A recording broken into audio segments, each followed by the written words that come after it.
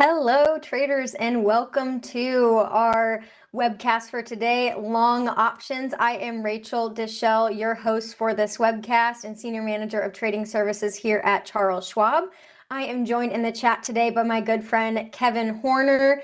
Please chat in your questions, comments, requests during today's session today. And please give us both a follow on X. He is Kevin Horner CS. I am Rachel-CS. We post a lot of charts, ideas, updates, all the things. Please also give us a follow here, subscribe to our Trader Talk Schwab Coaching webcast series here on YouTube.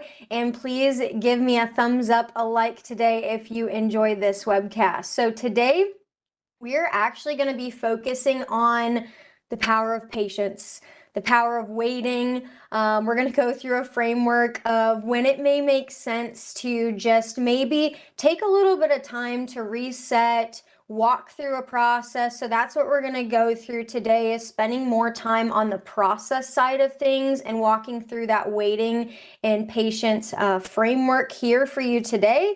But before we get started on that, let's dive into some important disclosures here. So options carry a high level of risk and are not suitable for all investors. The information that we're going to cover is for general informational purposes only, should not be considered any type of recommendation or advice. And we are going through the paper money software application. Keep in mind that there are some major differences between paper and live, so keep that in mind today. Now, as far as our agenda, we're going to start it with the regular market overview, review our past trades, go in discussing those concepts of long options in depth as far as what it looks like for our process, and then putting those different ideas together. So let's dive into Thinkorswim and look at just what the markets are doing today, because we are very, very close to hitting that big 7,000 number on the S&P 500 as we make our way to new all-time highs here. So that seems to be pretty noticeable for a lot of investors here. Just today, we have our short-term moving average, our 20-day simple moving average, right around 69.16, which we just kind of reclaimed earlier this week. Really resting right there at our near-term support. We have our 50-day acting as that next level of support down to 68.42, but those are kind of some of those levels to watch there. Now, NASDAQ seems to be creeping up just a little bit. So I know that in this class we had been looking at this almost ascending triangle type of pattern that broke down a couple times here just recently. If I kind of remove some of these drawings, we can see that this gap ledge back from early November was never, we reclaimed that quite a bit there a couple weeks ago, but it was never decisively, there's never a decisive move through that level of resistance. We are seeing a little bit more of that today, and let's just see how far we are away from those all-time highs. We are less than a percentage point away. It looks like we are 92 basis points away from those all-time highs, and this is coming off of just kind of getting into some of the earnings season. I know we have a couple mega cap names releasing earnings this week, which could put a pull or a drag on the NASDAQ as well, just giving their outsized weightings. We have Meta, Microsoft, Apple, Tesla, some of those as well. So we're going to keep that in mind here. Another notable thing that we are seeing here is the Russell 2000. We obviously saw that doji candlestick really last week here at those all-time highs, almost forming this evening star type pattern where we had a candle move up, a reversal candle, and then a gap down here with this stronger red candle here. And we're seeing that continuation through this week.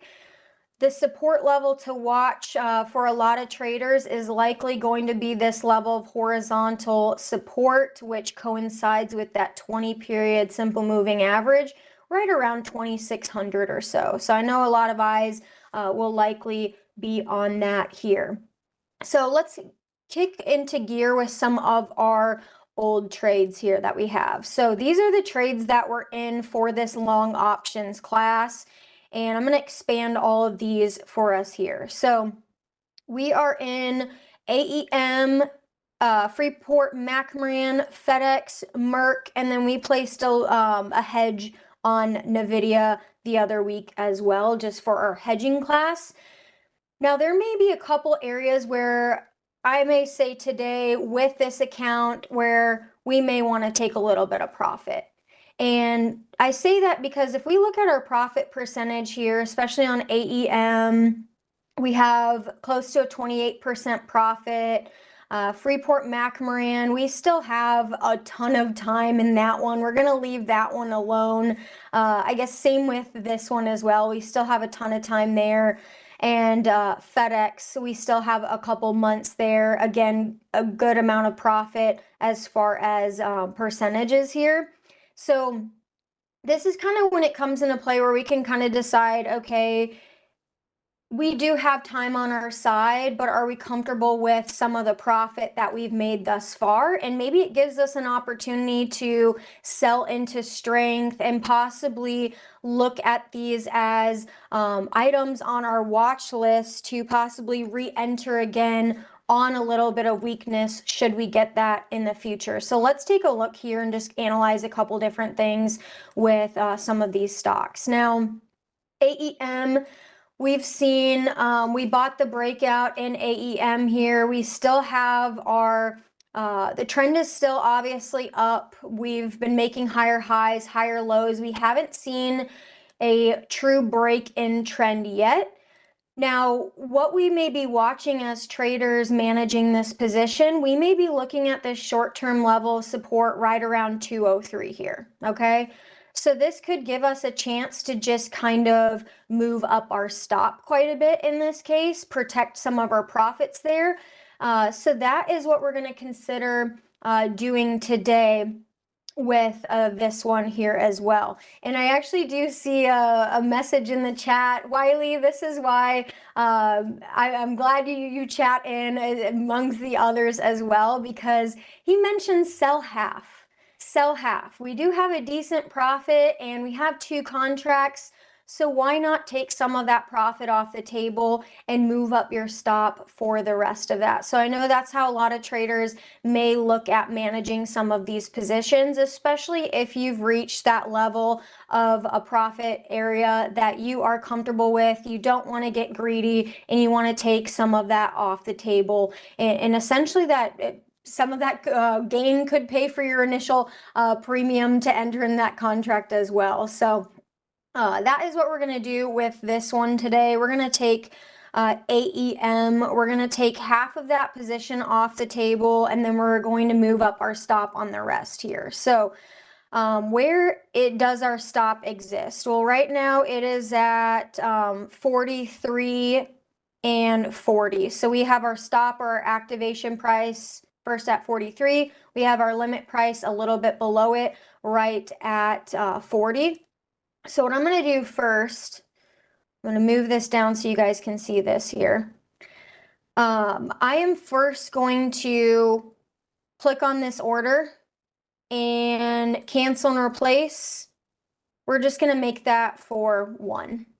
And where we're going to move up our stop here on this one, well, let's take a look at where the price of the option is currently trading right now. So it's 56 by 59. We could move up our stop here. Let's just see where this could possibly be at. We are going to do, let's say 55. Yeah, 55 and 52. Okay. We're going to see where that ends up showing up on the chart. Obviously, the bid ask right now is 56.50 by 59.50 in this case. So we are just going to place that there, just kind of see where that shows up here on this one. So adjust that one. And here we go. So that may tell us we have a little bit too high of a stop. So we might want to drop it back a little bit here. So we may move it back a few points. You can't unfortunately click and drag your stop like you can on this stock. We can use the Theoprice tool, which a lot of times this is what we do in this class as far as to figure out where to place our stop there. But in the meantime, let's just sell one of those contracts into strength right now. So I'm going to sell one of those contracts, take our gain on that one, try for the limit since there is a decently wide spread. So we're going to try for that midpoint, placing it as a limit there. I'm going to hit confirm and send for this one. And that's going to sit in there and working. Let's remember we're not due a fill at the mid. We can just kind of start our price discovery there if we'd like, especially on some of these wide spreads. So for our order again, let's adjust that one more time. So we're going to go cancel and replace order. We're going to move this down a little bit. Let's move this to 48 and let's just put this at 45. We're going to see where that places us. Okay. Confirm and send. Okay. That's a little bit lower. We're going to have to play with that one a little bit. But essentially, you kind of get the idea of what we're doing here. You can see our stop is obviously going to come first. Our limit's going to come second in that case. So let's just kind of double check on that order here one more time. We can see our stop is at 48, our limit's at 45. If we want to budget up just a little bit tighter, we can definitely do that.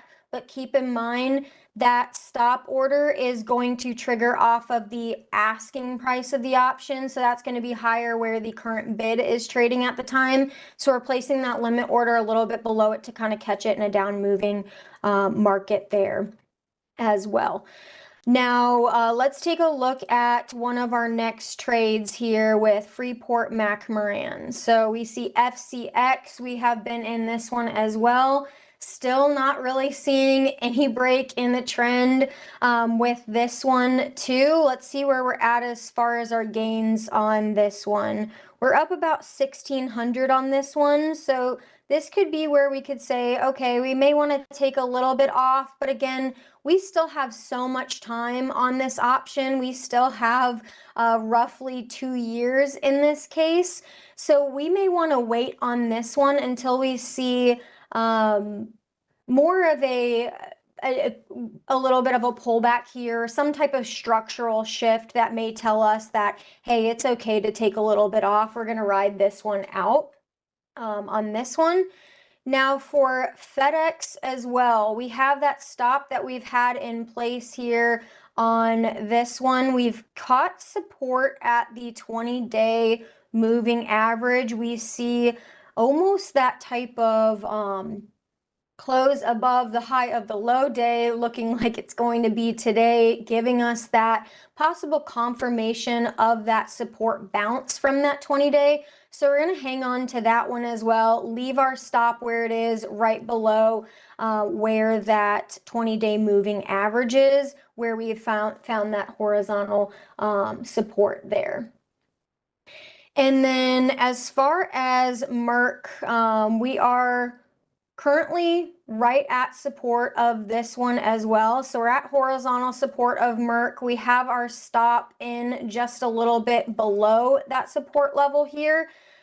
This is the area that's kind of getting tested right now. So if we can reclaim that 20-day simple moving average, great for the trend. We will obviously need to see some confirmation above that there.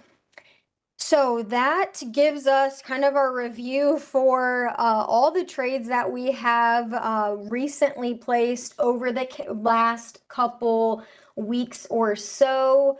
I see a question about the Burke B contract. We're not in Burke B for any of our trades here, at least not this year. That could have been one of our last year's trades. We reset the account at the beginning of the year. So this page really shows all the different trades that we're in here so far. Now, today, what are we doing? We're talking about waiting. So we're making kind of the concept just being more focused on what our process is going to look like and what we can kind of do to give ourselves a little bit more control over our emotions and focus more on the facts of what is actually happening in the market, and how we can take that time, do the work, put in that research with long options here. So I'm going to bring up this little page that I'm going to use for notes here, and we're going to go through this checklist, the wait checklist. And this is what we're going to use when some traders decide when not to take a trade. Okay, so we're going to start with just kind of the first one in this sequence, which is the W, and that is, where is price? We always want to know where price is according to the long, intermediate, short-term trend, whatever type of trend we are really trying to analyze here, because we know that with long options, we are directional. With buying calls, we think that the price of the stock is going to go up. With buying puts, we are either looking to hedge, or we think that the price of the stock is going to go down. So we are looking to take a type of direction to look for growth or speculation in most cases with long options. So we want to be aware of what that trend really looks like. Are we in more of a pullback? Are we in a too much of an extended trend where now may be not the right specific time to pull the trigger on a long option? So that's kind of the first part of the framework, is from what we're going to put together in a couple scans today, is just understanding where is price specifically. So that is, what does the long and intermediate term trend look like in this case from what we're going to use as examples? Are we in a pullback? And if we're in a pullback, where do we want to wait for confirmation, and what does that look like? Or are we in an extended trend? So we're going to look at a few different things like that. Now, as far as the A, are options cheap or expensive? I know we talk about this concept all the time in this class, and that's what we do by looking at implied volatility, and specifically the implied volatility percentile. So right now, where's the VIX? So right now, the overall VIX is at 16. So still pretty low. Obviously, the S&P 500 is at all-time highs. So makes sense that we have a little less fear in the market, but maybe still a little bit elevated because there is some earnings coming out this week. But again, as options traders, if we're looking to be directional in individual stocks, ETFs, whatever we're using as our long options vehicle, we do not want to look at the blanket market. We don't want to just look at the VIX. We want to look under the surface at the individual asset that we are trading, and analyze those fluctuations in implied volatility over time, because we want to see if the current level of implied volatility right now is relatively expensive for that asset or relatively cheap. So that is why we want to focus, which we're going to put this into a scan as well, don't worry, I'm getting there, is looking for lower IV percentile stocks. So we want to make sure the environment is right there, with options being cheap or relatively expensive. Now I'm going to take a pause here because I actually do see a feedback, or I guess a feedback survey there in the chat. Please take a minute or two just to fill that out. Actually, it'll probably take about 20 seconds or so. It only has 2 questions there. I read all of your guys' feedback, so definitely please feel free to fill that in. I take that into account when I build this class and try to refine it week after week. So I appreciate your guys' feedback there.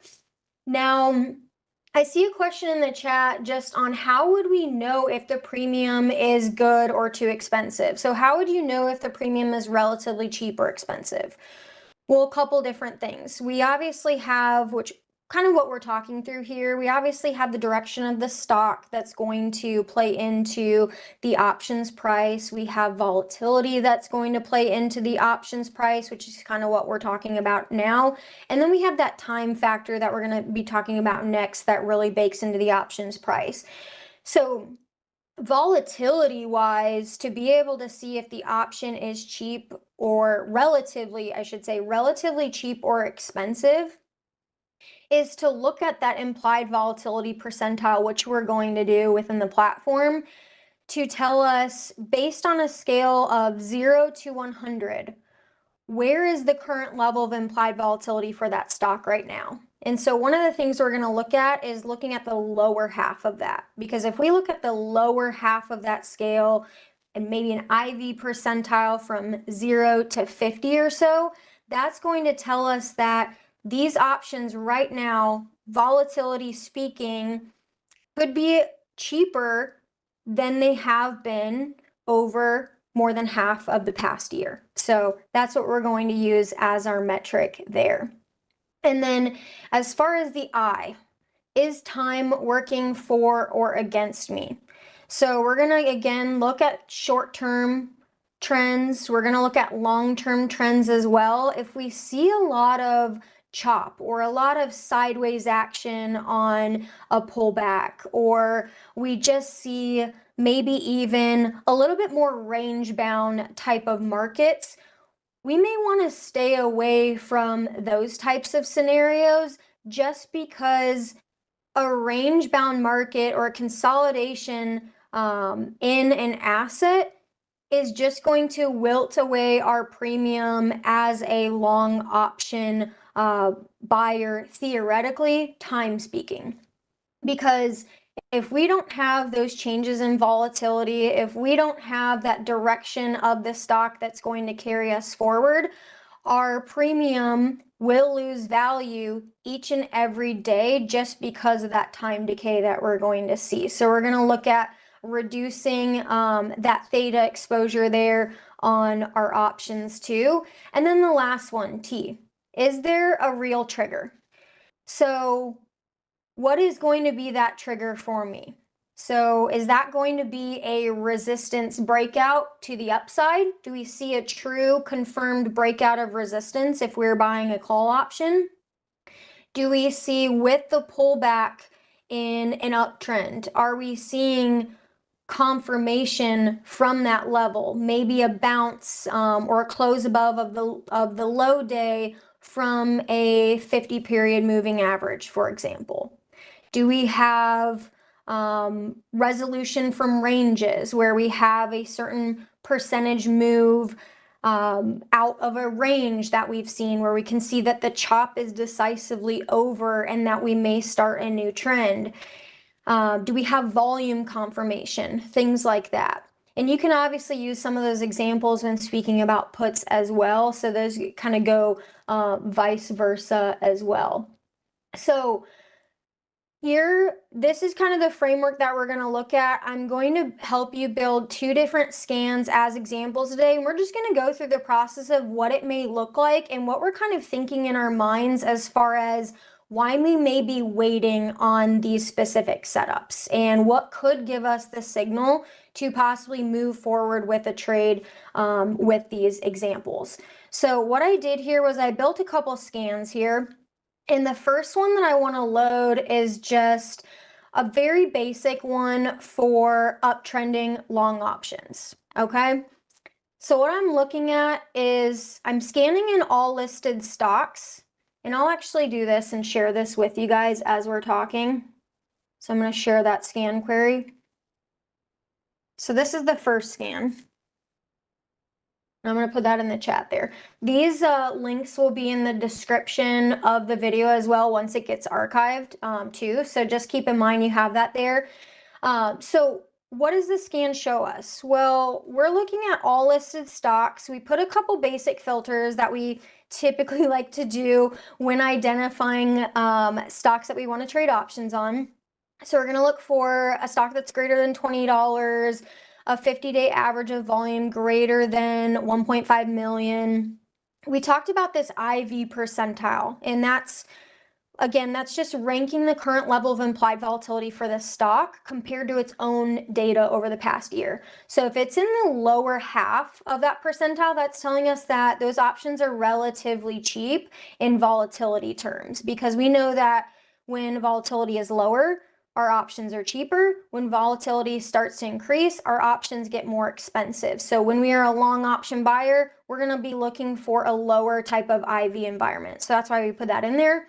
Kind of branching on that, we want to typically avoid some of those earnings announcements because a lot of times before those earnings announcements, as you guys have seen, that have been trading options or new to it have been trading them for a while. Typically, you see that influx and implied volatility leading up to some of these major announcements and events. So we're just going to avoid earnings altogether in this case. So I just took a study filter, went to corporate action, selected earnings, and selected does not have an earnings announcement anytime in the next 30 bars or 30 days, okay? Now, excuse me. You guys, I still have that little bit of a cough. The bronchitis is slowly going away, but it still lingers there every so often. So my apologies. So the last one here is just basic trend indicators. And we're keeping it simple. We're just keeping it basic when we're looking at the trend. We just want stocks that are trading above their 50-day and their 200-day moving average. So I'm going to open up this little pen here and just kind of show you what those conditions look like here. Obviously, if you're opening the scan in your own platform, you won't be able to see the study filters in Paper Money. You'll be able to see them in live, but that's what we're scanning for here, essentially. If you want to make this more of a bearish type of setup when you're doing your research, obviously you just go in and edit these and just make this is less than price being less than the moving average in that case. So I will make that type of reminder that it is a bullish one in this scenario. Okay, so we're going to go with that one. And I'm just going to take some of these examples that we looked at in this scan, and maybe let's just spot out a couple different things that we may look at as far as our weight framework to just kind of assess some of these. Okay, so let's take a look at this first one, Alaska Air. Okay, so if you guys see from the weight framework that we were just looking at, okay, where is price in the trend? Where is price in the long-term trend? And where is price in the short-term trend? Well, we can see over the past year, the stock has been making higher or lower highs and lower lows. Okay, so we have those lower lows there as well. Now, in the near term, if we just look over the last few months, if we kind of zoom into this a little bit further, we can see that there is some repair that is taking shape. Okay, so there has been a little bit of a downtrend before then. Alaska Air found support at its 50-day moving average, and right now has used that to propel itself above its 200-day, or I guess its 20-day moving average in this case as well. So I should actually probably put on the 200-day so you guys can see that, since that was one of our filters. And I'll take off the 20-day. Okay. So we can see the 200-day is right there. Now it looks like, just based off of the slopes of the moving averages, it looks like the trend may be changing, but again, we want to wait for those levels of confirmation for a possible break of resistance. So where might this occur for Alaska Airlines? Couple different levels here. So we can see a level that's been touched a few times, maybe around that 53.50 or so. Just a couple dollars away from where we are now. And really, if that tends to take shape here, we could almost call this a cup and handle type pattern, maybe giving us an even more of a measured move to the upside. But this is going to be our first really signal as far as where that short-term trend, we could see it taking shape, and where we may want to possibly look to build on or enter a position for a long call in the short term on ALK with that break of resistance. Now let's see. I am looking at the chat. You guys are busy in there today. So let's see. RD, is this only for long options, not leaps? I recall you did a leap scan. Is this different to that? You can most definitely use this for leaps as well. I know I've taught on leaps a couple times, and I know one of the things we talk about is not just using the technicals, but maybe adding a little bit of the fundamentals as well, because you are with a leap option, you are essentially taking the mindset of a long-term investor where you may weigh some of those fundamentals a lot heavier than just more of a short-term trend trade in this case. So keep that in mind when you're using these types of scans. But again, this is just for educational purposes only, and what you could do as far as part of your process when you are identifying some of these possible setups. So we figured one of these, okay, so this first one, where is price in the trend? It's still working its way through this just kind of repair that we're going through. So we may look for a possible decisive break above 53, 54, maybe even a 1% move above that, because that would again maybe give us that next level of resistance right up here near former highs. And that 200-day moving average may act as a level where we could say, okay, if we did see a break above this level, that 200-day could act as our stop on that particular entry. We could use a conditional order on that. We could also say, okay, theoretically, where would the option price need to be if the price of the stock went back below its 200-day moving average in that case. So again, keep that in mind. Now, as far as just our options cheap or expensive, let's put that implied volatility down below here so we can just kind of see that.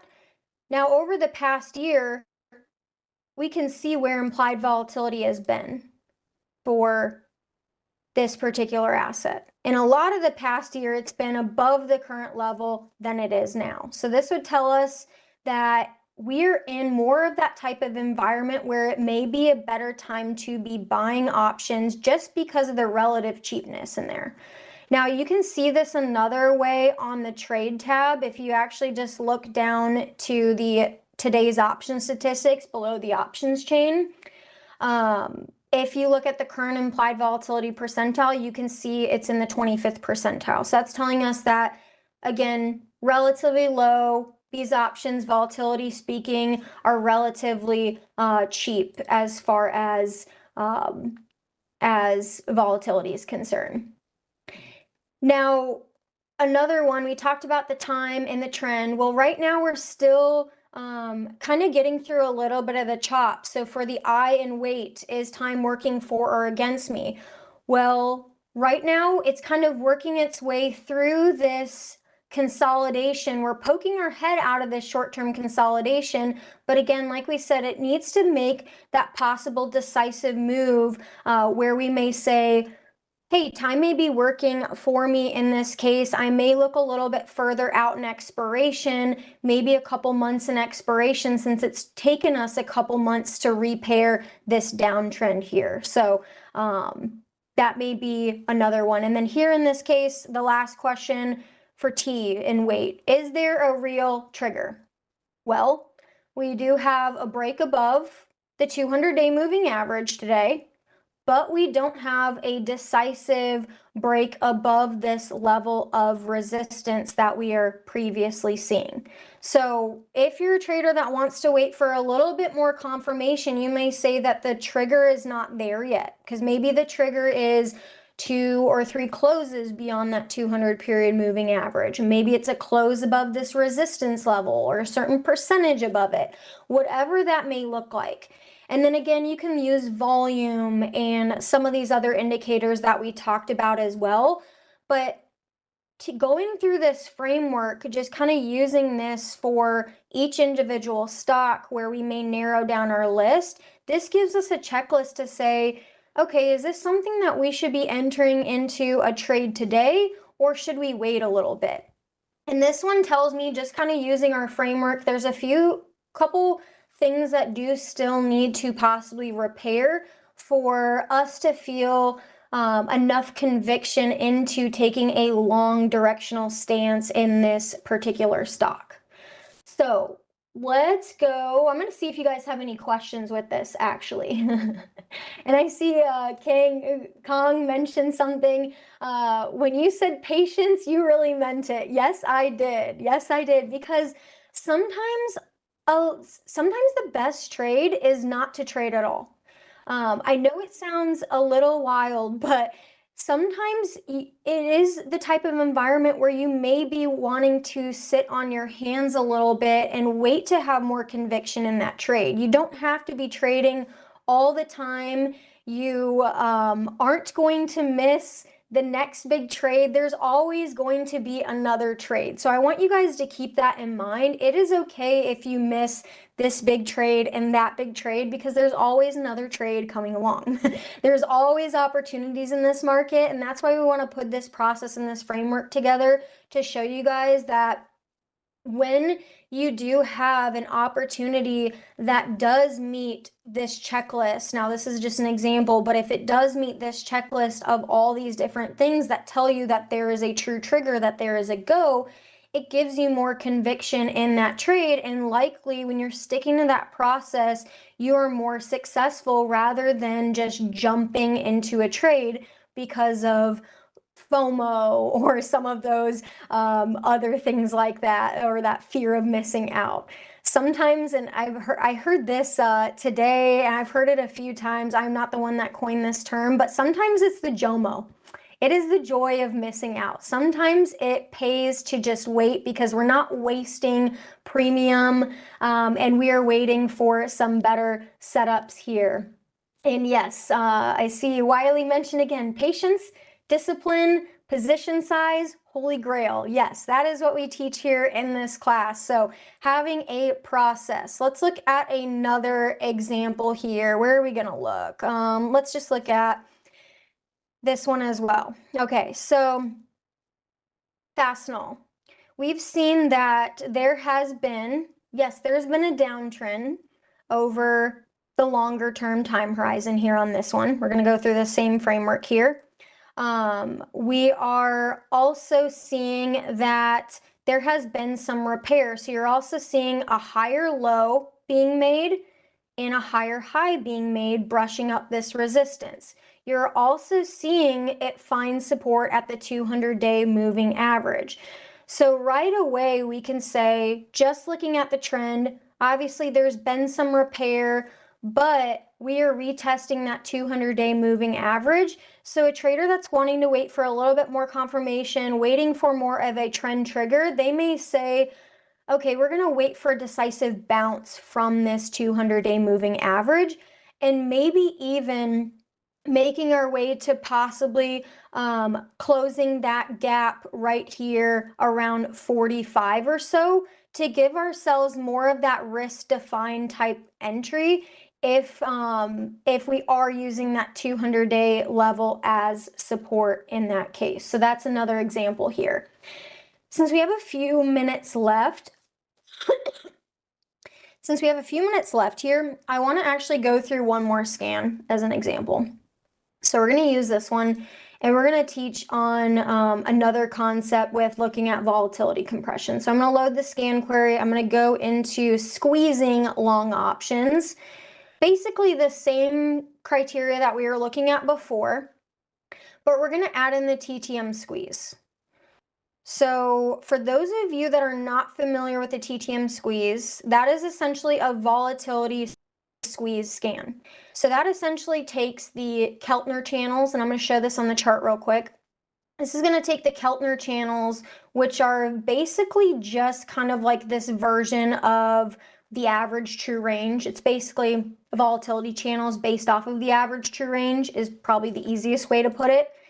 They look a lot like Bollinger Bands in this case. So you can see this is what the Keltner channels look like. They're based off of that average true range. So when the bands contract, you're getting a volatility contraction. When the bands expand, you're getting that volatility increase there. Now, when that TTM squeeze comes into play, it's when the Bollinger Bands actually move inside of the Keltner channels, creating this extra volatility squeeze, kind of like you see right here. Okay, so that's giving you the visual there. So I'm going to actually place this on, I'm going to show the TTM squeeze at the bottom to see the indicator that we're actually using in the scan here. And I'll kind of show that. This is what the indicator is going to do when you're in a squeeze. Okay, so when we saw that squeeze before, when the Bollinger Bands entered into the Keltner channels, that's telling us that a volatility squeeze, a compression is taking place, and likely you are going to see a big breakout in one direction or another after that type of volatility squeeze. Because what does volatility do? It is mean reverting. It is typically something that accompanies breakouts as well. So on the indicator down below, you're going to have this red reading here. So let's just see what showed up in our scan. And I'm going to share this with you guys real quick.